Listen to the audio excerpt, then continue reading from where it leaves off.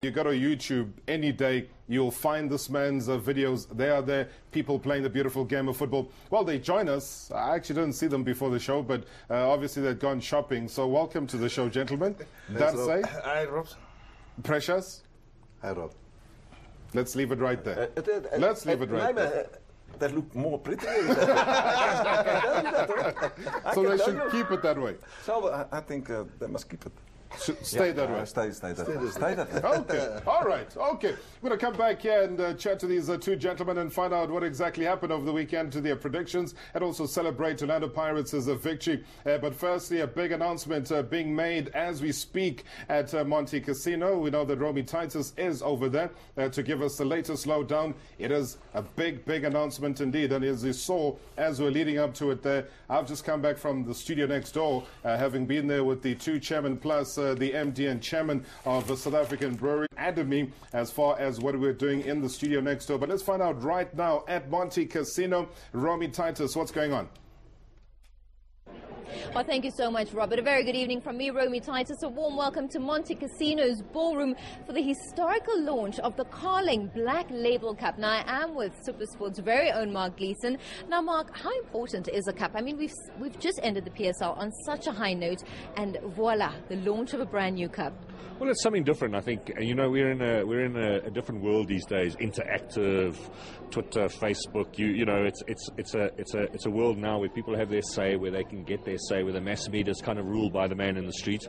So this is it's very interesting in my opinion. I think it's innovative. It's got. It'll have some skeptics, but it's got some wheels, and it's going to be very interesting to see how the public relates to it all. Is it something that the public has seen before? We've seen cups come and go. Here's a brand new one. Is it different? Is it new? Is it our soccer-loving fans out there excited? No, absolutely. I mean, it's completely new in that the public will be choosing the team. So the public will have a choice of 18 players to choose from. They'll go onto their mobile phones and they'll say, for example, in goal for Kaizer Chiefs or for Orlando Pirates, I'd rather have Senzo Mjiwa than Munib Josephs, and you vote for Senzo Mjiwa. And at the end of the day, all the votes get tallied up, and it becomes the fans' team.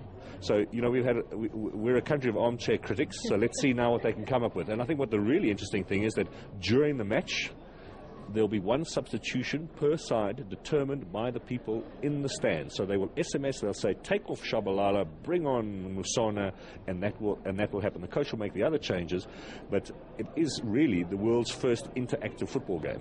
That's simply amazing. Like you said, we sit there, the sofa coaches, that I like to say. Do you think, though, the public are going to latch onto this, especially the Orlando Pirates and Kaizer Chiefs fans, and go out there in full force and have counting 11 and substitutes and goalkeepers? Yeah, I mean, I think South African public are very opinionated. You know, you see every game people using their hands to indicate a substitution. They're not scared in this country to tell the coach what changes to be made. Okay, so let's see what they can do now. He has a platform, he has a squad of players to pick from. You pick them. You pick the starting 11. They'll obviously do them in position, so you know it won't be an unbalanced side.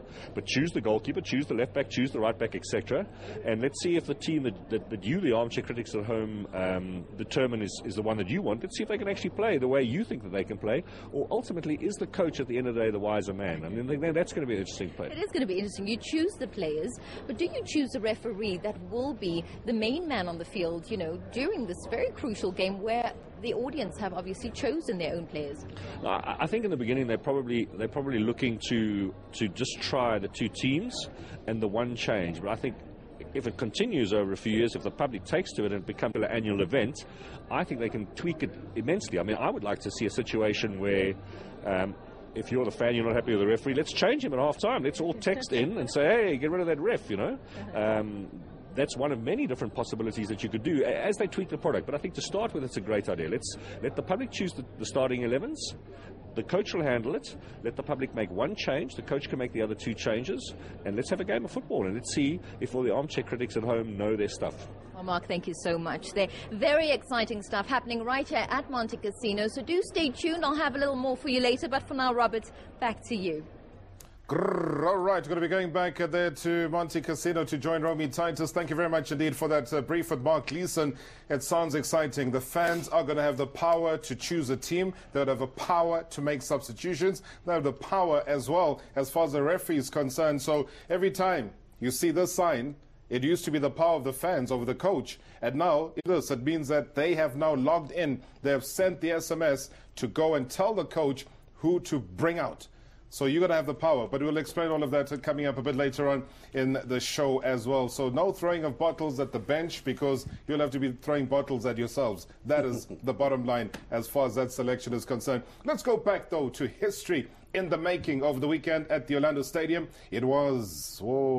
Lamontville Golden Arrows came all the way to try and upset the apple cart and try and cause an upset against Orlando Pirates. It was a sea of what? Black and white, we expected, but it turned out to be black and red. Check it out. And so we get to the final act in what's been a dramatic Absa Premiership season. Orlando Pirates going in search of their first title since 2003. Face up to Lamontville Golden Arrows from the Orlando Stadium. Charlie working hard as ever. He's done well here. And